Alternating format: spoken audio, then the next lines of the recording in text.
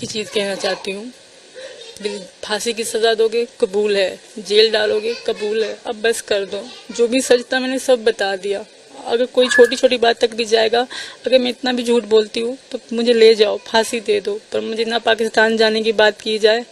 सचिन मेरे पति वो बीमार हैं, मैं खुद बीमार हो गई हूँ, मैं थक गई हूँ सर, बोल बोल के एक एक को बोल में थक गई। अस्सलाम वालेकुम दोस्तों, मैं हूं शारिफ खान। आप लोग जानते होंगे कि कुछ समय पहले पाकिस्तान से एक लड़की हिंदुस्तान आई थी जिसका नाम था सीमा हैदर।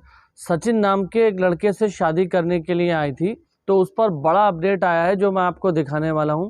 सबसे पहले सीमा हैदर की वो वीडियो क्लिप देखेंगे जिसमें वो रो रो कर ये बोल रही है कि मुझे पाकिस्तान मत भेजिए, मैं हिंदुस्तान के अंदर रहना चाहती हूँ। और सीमा हैदर को लेकर कुछ बड़े खुलासे भी हुए हैं, वो भी आपके साथ शेयर करना ज़रूरी है। दोस्तों मैं आपको बता दूं कि सीमा हैदर जिस तरह से पाकिस्तान से हिंदुस्तान में दाखिल हुई थी गैर कानूनी तरीके से, उसके अकॉर्डिंग किसी भी हद तक सीमा हैदर को हिंदुस्तान में नहीं रखा जा सकता जब तक कि सीमा हैदर की सच्चाई पता नहीं चल जाती। सबसे पहले भारत की जांच एजेंसियां ये जांच कर रही हैं कि सीमा हैदर वाकई सिर्फ सचिन से शादी करने के लिए हिंदुस्तान आई थी या उसका भारत में आने की मंशा कुछ और थी।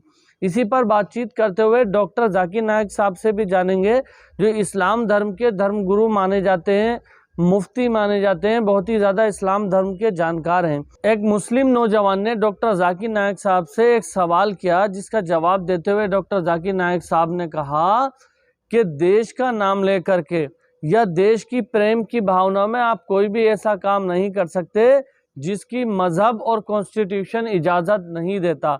यानी भारत का संविधान जिस चीज़ की इजाज़त नहीं दे सकता उसको आप मजहब से जोड़ करके नहीं कर सकते।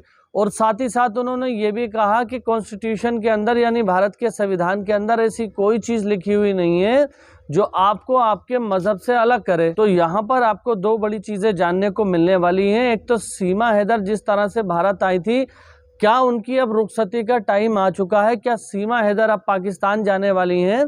जो इतना रो रही हैं, उनके रोने के पीछे के कारण आप जानेंगे। सीमा हैदर की वीडियो क्लिप देखेंगे और उसके जस्ट बाद डॉक्टर जाकिर नायक साहब का वो जवाब सुनेंगे कि डॉक्टर जाकिर नायक साहब ने इस पूरे मसले पर किस तरह से जवाब दिया। और डॉक्टर जाकिर नायक साहब को आप जानते हैं कि बहुत ही ज़्यादा पढ़े लिखे व्यक्ति हैं, जो लगभग सभी धर्मों की किताबें पढ़ चुके हैं, सभी धर्मों को बहुत करीब से जानते हैं कि कौन से धर्म के अंदर क्या चीज़ लिखी हुई है। तो वीडियो में देरी नहीं करते हुए सबसे पहले वीडियो को शुरू करते हैं सीमा हैदर से, और बाकी आगे की पूरी तफसील से बात जानना। बहुत ही ज़्यादा नॉलेज आपको आज इस वीडियो के अंदर मिलने वाली है। एक चीज़ कहना चाहती हूँ, फांसी की सजा दोगे कबूल है, जेल डालोगे कबूल है, अब बस कर दो। जो भी सच था मैंने सब बता दिया। अगर कोई छोटी छोटी बात तक भी जाएगा, अगर मैं इतना भी झूठ बोलती हूँ तो मुझे ले जाओ, फांसी दे दो, पर मुझे ना पाकिस्तान जाने की बात की जाए। सचिन मेरे पति वो बीमार हैं, मैं खुद बीमार हो गई हूँ, मैं थक गई हूँ सर, बोल बोल के एक एक को बोल में थक गई हूँ। जो औरत अपने मुल्क के साथ वफादार नहीं, जो औरत अपने धर्म के साथ वफादार नहीं, जो औरत अपने शौहर के साथ वफादार नहीं, अपने परिवार अपने खानदान के साथ वफादार नहीं, तो आपको लगता है कि वो भारत के साथ वफादार होगी? ऐसी महिला को फौरी तौर पर या तो जेल में डाला जाना चाहिए, पूछताछ होनी चाहिए, और या दोबारा से उसको पाकिस्तान। अस्सलाम वालेकुम वरहमतुल्लाहि वबरकातुहू। मेरा नाम यूनुस शेख है और मैं जर्नलिज्म का स्टूडेंट हूँ। हज़रत से जिहाद के टॉपिक पर एक सवाल ये है कि हमारा मुल्क है, हमारे यहाँ भी बहुत ज़्यादा दहशतगर्दी बढ़ी हुई है, और इस्लाम कहता है कि हुब्बुल वतनी का जो जज्बा है इस्लाम उसकी बहुत ताकीद करता है। और हमारे यहाँ के कुछ लोग हैं जो हमारे नौजवानों को जिहाद के नाम पर भड़काते हैं और कहते हैं कि अल्लाह का काम है, अल्लाह के अहकाम के लिए आगे आओ, और अपने मुल्क से गद्दारी के लिए उन्हें उकसाते हैं। उन लोगों के बारे में इस्लाम क्या हुक्म देता है, और इस्लामी मंचों से लगातार ऐसी तंजीमों की हिमायत की जाती है, उन तंजीमों के बारे में आपका क्या ख्याल है? शुक्रिया। भाई साहब का सवाल है कि कई लोग नौजवानों को भड़काते हैं कि मुल्क के खिलाफ झगड़ा करो, ये जिहाद है वगैरह वगैरह। जहाँ तक कि हिंदुस्तान का सवाल है, हिंदुस्तान के कॉन्स्टिट्यूशन में, इस मुल्क के कॉन्स्टिट्यूशन में हर हिंदुस्तानी का हक है कि वो कोई भी मजहब के ऊपर अमल कर सकते और उसकी दावत दे सकता है। ये चंद मुमालिक में ऐसा कॉन्स्टिट्यूशन में लिखा, और हिंदुस्तान इन मुमालिक में से एक है जिसके कॉन्स्टिट्यूशन में it is the birth right of every citizen of India to follow, propagate and preach religion. कोई भी हिंदुस्तानी कोई भी मजहब को फॉलो कर सकता है और उसकी दावत दे सकता है, यह हक है। देखो मैं अल्हम्दुलिल्लाह डंकी की चोट पे दावत देता हूं कि नहीं, माशाअल्लाह। डरने की क्या बात है, वो मुसलमान डरते हैं। और मुंबई में जो शहर मेरे हिसाब से सबसे मुश्किल है दावती मैदान में, लेकिन अल्लाह की मदद है तो कोई भी मुश्किल नहीं है। मैं कोई बड़ा 30 मार का नहीं हूं, मैं मामूली इंसान हूं, लेकिन अल्लाह की मदद, अल्लाह ताला फरमाते हैं सूरह इमरान में सूरह नंबर 3 आयत नंबर 160 में, अगर अल्लाह सुब्हाना व ताला आपकी मदद करे तो कोई भी आपको नहीं हरा सकता है, कोई भी काम मुश्किल नहीं। लेकिन अल्लाह ताला अगर आपके साथ नहीं दे तो कोई भी आपकी मदद नहीं कर सकता। तो मोमिनो अल्लाह पे ईमान रखो।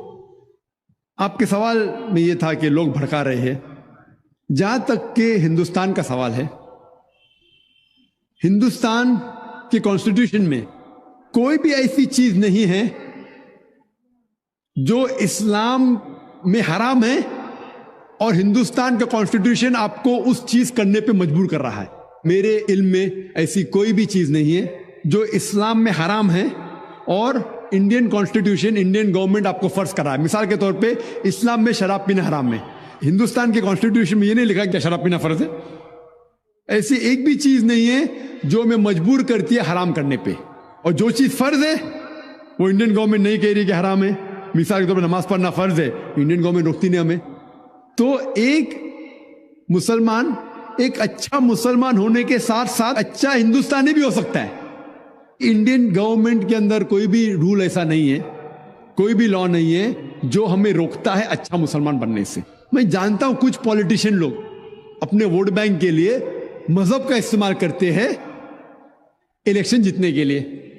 इसीलिए मेरे हिसाब से हिंदू मुसलमान माशाअल्लाह एक दूसरे से मोहब्बत करते, लेकिन चंद पॉलिटिशियन लोग अपने जाती फायदे के लिए ये मजहब का गलत फायदा उठाते और लोगों के बीच में दुश्मनी पैदा करते हैं।